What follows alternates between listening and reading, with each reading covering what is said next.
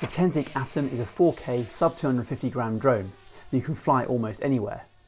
It has a 3-axis gimbal, up to 6 kilometers of range, long battery life, and several flight modes you don't often see on a drone at this price point.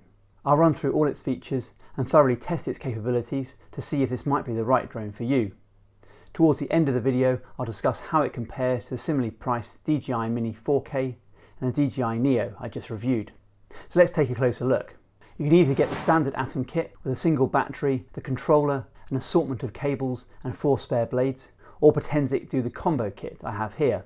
This comes with 2 additional batteries, so a total of 3 batteries, a fast charging hub, a carry case, a 64GB micro SD card and 8 spare blades. I'll discuss later whether the combo kit might be a worthwhile purchase. If you purchase a standalone drone, you can charge the battery with the included USB-C charging cable in or out of the drone at around 15 watts, if your charger supports 5 volts at 3 amps. A full charge of the 2230 mAh 17.18 watt-hour battery should take just under 1.5 hours, but in my test with a fully capable charger it took a little longer, around 1 hour 40 minutes to charge a completely flat battery. The combo kit has a charging hub that can fast charge all 3 batteries included in the combo kit at up to 60 watts using the included AC adapter with a DC jack. I'd much prefer USB-C charging, but the batteries do charge in parallel, not one at a time like on many of DJI's charging hubs. And all 3 batteries can be charged in under 1.5 hours.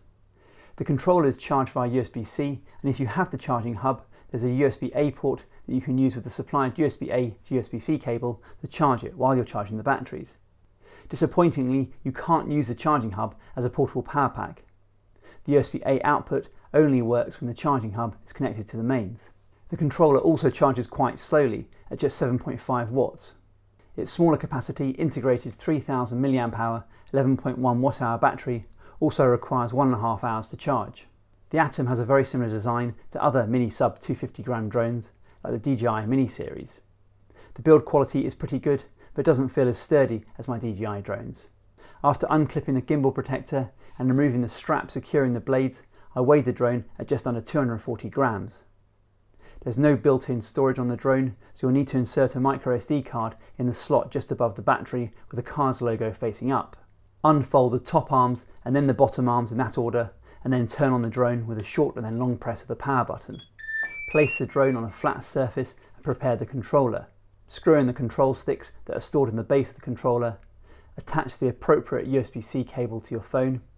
I'm using the USB-C to USB-C cable for my iPhone 15 Pro Max, but they thoughtfully include a Lightning and even a micro USB cable for older phones. Fold up the antennas and slide in your phone with the cable on the right hand side. It fits in the notch on the controller. My phone is pretty large and even with its thick leather case it fits in just fine. Turn on the controller with a long press of the power button and open the Potensic Pro app. Tap on Enter Device. You'll see a live view of the drone's camera. Wait for the drone to acquire enough GPS satellites for the red indicator to turn white and you're ready to take off. The quickest way to take off is to pull both joysticks back into the centre of the controller simultaneously, which turns on the motors. Then push the left joystick up to launch the drone into the air. You can also tap the takeoff button on the left of the screen and swipe right to take off.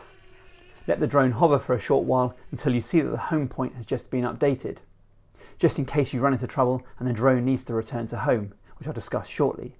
The drone has standard controls. The left joystick controls the height and orientation, the right joystick the forward, backward, left and right movements. If you've never flown a drone before, the right controls can take a bit of getting used to, since it depends on which direction you're facing. You can tap on the left front record button to switch to video recording or start recording if you're already in video mode. Press the right front button to switch to photo capture or take a photo if you're already in photo mode. In video mode, tap on resolution to set the resolution and frame rate up to 4K 30 frames per second. You can also tap on exposure compensation to adjust the exposure. Right of exposure compensation, you can toggle between SD card time remaining and storage usage. You can tap on manual exposure to set ISO, shutter speed and white balance manually, if the conditions aren't too variable. In photo mode you can tap on JPEG to switch to JPEG plus RAW mode, which takes up more storage space, but gives more control over the capture if you want to edit the raw photo. You'll still have a JPEG photo you can instantly share. Just as in video mode, you've also got control over exposure compensation and full manual controls. Below the video record button, you've got a dial to control the gimbal tilt from +20 to -90 degrees facing straight down. The only other button I've not mentioned is the return to home button. A long press triggers a return to home and a short press pauses an automatic flight. There are no physical buttons on the controller to change flight speed, but you can switch between video, normal and sport mode under settings. Video mode is the slowest speed for the smoothest footage, and sport mode is the fastest speed at up to 60 meters per second, that's 58 kilometers an hour or 36 miles per hour, which is a lot of fun to fly, but video footage will suffer. While we're in settings, in the safety tab, we can also configure return to home settings. In the calibration tab, we can calibrate the compass and gimbal if need be, and we can repair another drone. The control tab lets you switch control stick mode if you have a preference, and offers some advanced gimbal configuration. The camera tab lets you set white balance and enable an overlay, and the about tab lets you check the current firmware. Back on the main screen, you can tap the smaller map screen to enlarge the map view and shrink the live video feed. The map view very usefully shows your home position, the controller location, and the direction the drone is flying, which makes it easy to keep track of the drone. If you tap on the little blue attitude icon, you can switch the smaller thumbnail view to the attitude indicator mode, which also shows your home and controller location and direction, but also displays the drone tilt. If this display turns red, the drone is flying at too steep a tilt angle and is most likely experiencing strong winds. It's worth getting to grips with this display. It can be very useful, even if it initially looks a little intimidating. I'll discuss the various flight modes shortly in the performance section, but to land the drone, you can press and hold the return to home button, but I'd recommend flying the drone manually back to above its launching pad and then pulling down on the left controller. You can still make small adjustments when the drone starts its landing routine. Alternatively, when the drone is above the landing pad, you can tap the landing icon. This works well if you want to land the drone on your outstretched hand, which is sometimes more convenient. I'd only really fly a drone like this outside using GPS. The drone can use its downward vision system, which consists of a camera and infrared sensor on the bottom of the drone to fly indoors in Opti mode. You'll see Opti displayed in the live view as opposed to GPS. This system is also used when landing the drone either on a mat or in your hand. If for any reason there's no GPS and the downward vision sensor fails, the drone will enter attitude mode with ATTI displayed in the live view. This is complete manual control, so you'll need to exercise additional caution. You can preview footage off the drone via the app. Just tap on the gallery icon. Here you can also download a low resolution 720p version of the capture, but you're better off removing the microSD card and importing the full resolution files via your computer. The Atom has a 4K camera with a 1/3" sensor and a fixed focus f2.2 lens, all mounted on a 3-axis gimbal. In bright conditions, the image quality is generally pretty good. I would have liked some control over sharpness and noise reduction. The video quality does look a little over-sharpened and over-processed, but I still think most people would be more than happy with the image quality considering the price of the drone. It does struggle flying into bright sunlight, sometimes failing to quickly adjust exposure levels. And as you'd expect with its small sensor, low light performance is not great, although it's probably slightly better than I expected. I mostly shot at 4K 30 frames per second, but you can get a higher frame rate of up to 60 frames per second if you shoot at 1080p. This will allow you to slow down footage, but bizarrely this mode crops into the centre of the 4K frame, changing the field of view from 78 degrees in 4K mode to just 36 degrees, so effectively zooming in around 2 times. There is also a 12 megapixel photo mode, but unless you're going to enable RAW and post-process the image, the quality is similar to just capturing a frame from a video, which is far more convenient. The Atom's remote controller uses Potensic's PixSync 3.0 transmission technology, with up to 6 kilometers of range according to their marketing. You need to make sure the antennas are positioned correctly, but even then I found the live 720p feed to my smartphone broke up far earlier than that. Sometimes this resulted in the transmission missing a few frames and appearing jerky, but I also had the display break up completely, and on 2 occasions I had the drone initiating its return to home. At least I was able to test this feature, which works very well and is reassuring, especially for new users. By default, the drone will ascend to 120 meters when the signal is lost, which does usually give a chance to reconnect to the drone. You can turn this feature off in the safety tab if you like. If you do regain a connection, you can cancel return to home and continue flying the drone manually. To be fair to Potensic, they do state that their 6-kilometer range is based on a flight height of 120 meters, which is much higher than I usually fly the drone. As well as automatically initiating a return to home when it loses signal, the drone will also return to home automatically with a low battery. And you can manually initiate a return to home with a long press of the dedicated button on the controller. I found it returned to within a metre or so of where it took off. There's enough time to control it manually just before it lands to ensure it ends up on the launch pad.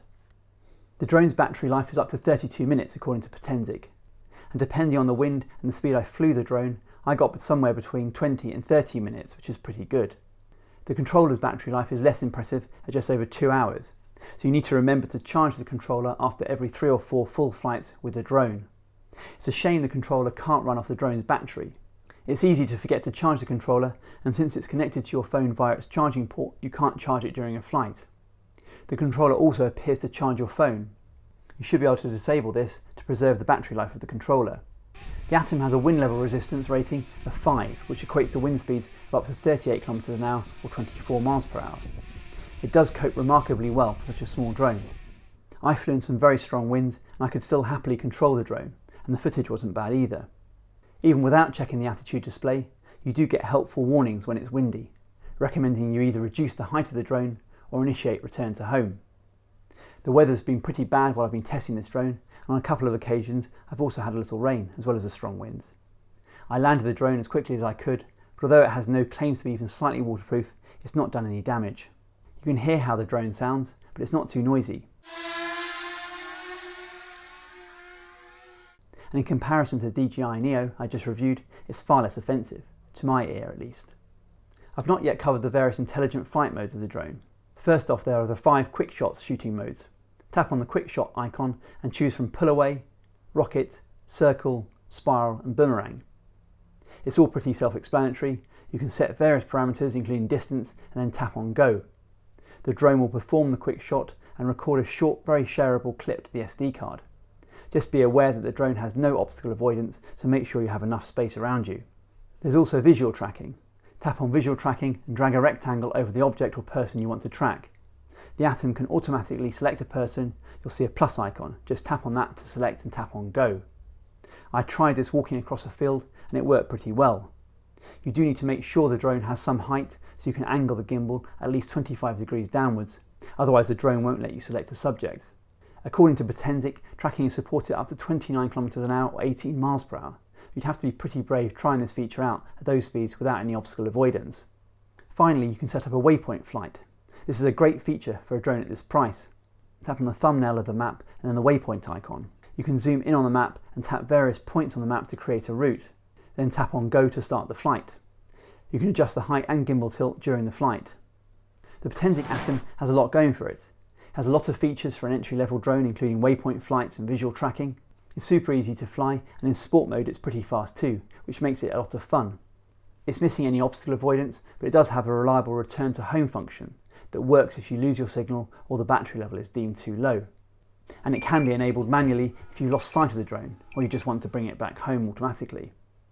Image quality is okay in the right conditions, and it actually coped better in low light than I was expecting. But it struggled when lighting conditions changed and the image can look a little over-processed. I also had an issue with the first drone I was sent. The image quality looked quite soft.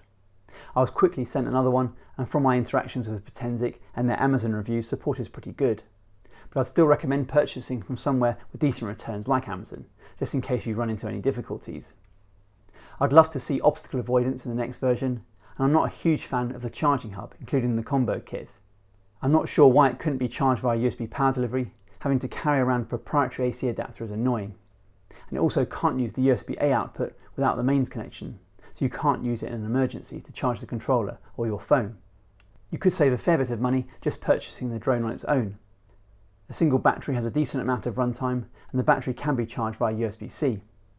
Unfortunately, Potensic charge way too much for a spare battery, so if you do want a spare, you're probably better off with the combo kit, and you get the nice case too. Potensic does have stiff competition from DJI. Their Mini 4K can often be had for a similar price and offers better build quality, range and image quality, but it does lack waypoint mode and visual tracking. There's also the DJI Neo I just reviewed.